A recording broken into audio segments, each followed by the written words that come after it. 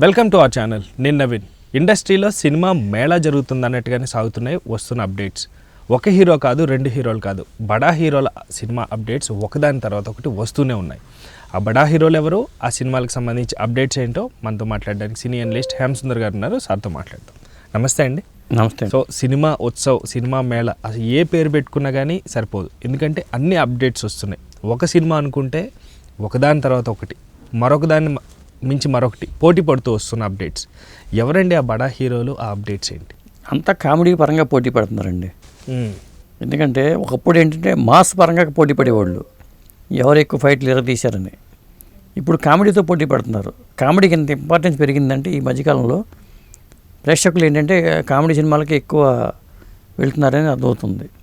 ఇప్పుడు ఈ సంక్రాంతి పోటీలో కామెడీ సినిమాలు అన్నీ ఉన్నాయంటే మీరు అర్థం చేసుకోండి. ఒకటి రాజాసాబు, అది హారర్ కామెడీ, హారర్తో చేసిన కామెడీలోకి వస్తుంది అంటున్నారు కదా. కామెడీనే రాజాసాబు. ఇక మనశంకర ప్రసాద్ పండగకు వస్తున్నాడు, భరత మహాశైలు. మరి ఇదేంటో అంటే ఓహో అంటే అంటూ వెంకటేష్ గారు, అక్కడే కామెడీ కనిపిస్తుంది. ఉతికి ఆరేస్తారంటే బట్టలు ఉతికి ఆరేస్తున్నారు, అది కనిపిస్తుంది. కాబట్టి అదో కామెడీనే. ఇప్పుడు భర్త మహాశైలు విజ్ఞప్తి పేరులోనే ఉంది భర్త.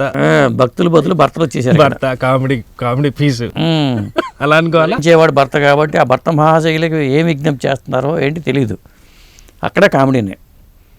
ఇక తర్వాత ఇంకొక సినిమా నారీ నారీ నడుమ మురారి. ఇది పాత పేరైనా కానీ పాత సీసాల కొత్త సారాలాగా ఉందనుకోవచ్చు. శర్వానంద్. మరి ఇద్దరు నారీమణుల మధ్యలో ఈ మురారి ఏం చేశాడనేది అదొకటి. ఇంకొకటి అనగనగా ఒక రాజు.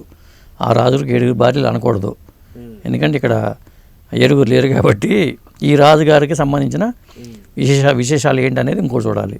అన్నీ కామెడీ సినిమాలే కదా. ఏమన్నా డబ్బింగ్ సినిమాల్లోనే సీరియస్నెస్ కనిపిస్తుంది.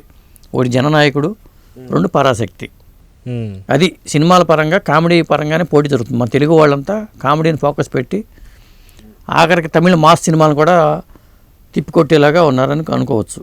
సో వీటిలో చూసుకుంటే ప్రభాస్ గారు ఒక మాట అన్నారు, మేము ఎన్ని సినిమాలు చేసినా, ఎలాంటి సినిమాలు చేసినా సీనియర్లే అన్నారు.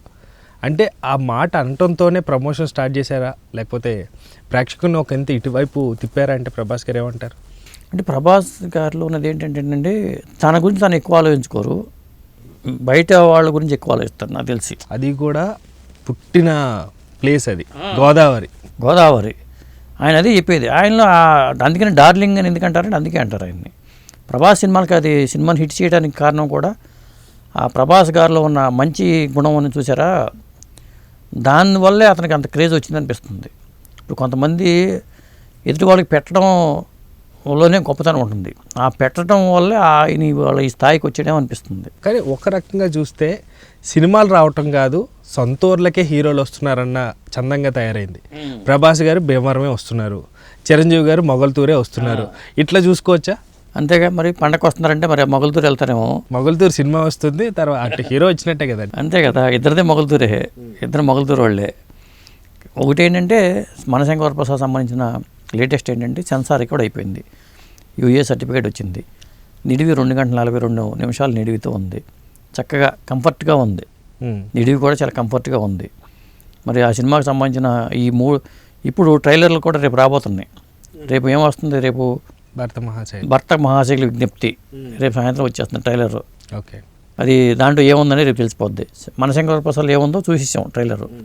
రేపు సాయంత్రం భర్త మహాశైలి విజ్ఞప్తి ఉంది, అనగనగా ఒక రాజు ట్రైలర్ ఉంది. రేపు సాయంత్రం ఏమో మనశంకర ప్రసాద్ పండగకు వస్తున్నారు, ప్రీ రిలీజ్ ఈవెంట్. అండ్ ఈ మధ్యలోనే నవీన్ పోలిశెట్టి గారు కూడా వస్తున్నారటండి. మరి ఆ నవీన్ పోలిశెట్టి గారు కూడా మరి మధ్యలో దూరారు కాబట్టి నేను తగ్గట్లేదు అని ఆ నవీన్ గారు దూరారు కాబట్టి రేపు మరి ఈ ఈవెంట్లు కూడా భారీ ఈవెంట్లే.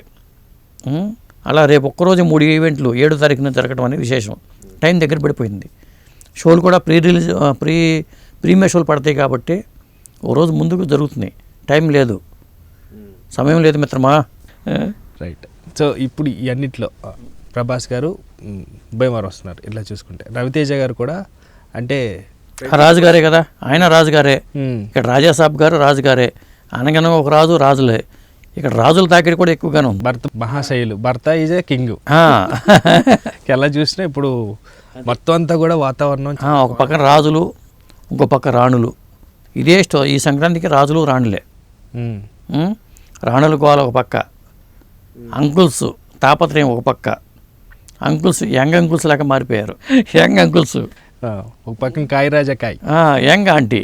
కానీ కాయరాజకాయ అంటే సినిమాల మీద ఇప్పుడు ఆల్రెడీ బెట్టింగ్ స్టార్ట్ చేస్తారు. ఇప్పుడు పందెం కోడి ఎవరు, మధ్యలో ఆటలు అరటిపండులాగా తమిళ సినిమాలు ఒకటి. ఈ సంక్రాంతికి నేను ఆల్తాను రా జననాయకుడు, అటు పక్కన పరాశక్తి అని శివకార్తికేయను. ఈ మధ్యలో వాళ్ళేమో మాస్తో వస్తున్నారు, వీళ్ళేమో కామెడీతో ఢీకొంటున్నారు. ఏదేమైనా ఈ సంక్రాంతి మామూలుగా లేదు. కోలాహలం అయితే ఆకాశాన్ని అంటుతుంది.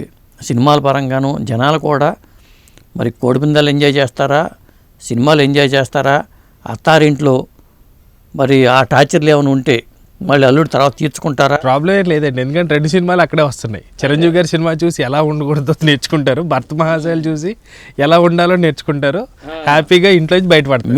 మీరు పండగకి వెళ్తున్నారా మీ అత్తగారింటికి? నేను 2 సినిమాలు చూసాక వెళ్తారండి. చిరంజీవి గారిది, భర్త మహాశయాలు చూసి వెళ్తారు. ఆయనేమో పాత అల్లుడు కొత్త సంక్రాంతికి వెళ్తారు సినిమాలో. ట్రైలర్ చూసి నాకు అర్థమైంది అది. పాత అల్లుడే, కొత్తగా పెళ్ళైన అల్లుడు ఏమవుతుందంటే కొత్తగా వెళ్తే అది వేరు. ఈయన పాత అల్లుడు భార్య తేడాలు వచ్చిన తర్వాత పండగకు వస్తున్నారని హడావుడి మొదలవుతుంది కాబట్టి అట్లా వెళ్తున్నారు. మరి మీరు కొత్త అల్లుడు కాబట్టి మీరేమన్నా చూడాలి. మీరు ఏ సినిమాకి వెళ్తారు? అంతకీ మీ ప్రయారిటీ ఏంటి? నా సినిమా కన్నా నేనైతే ఇంటికి వెళ్ళాలి సార్, ఎందుకంటే మా ఆవిడ వెయిట్ చేస్తుంది. ఈ సంక్రాంతి రేసులో అయితే కామెడీలు అండి, మెయిన్ కామెడీలు. Thank you sir, thank you viewers.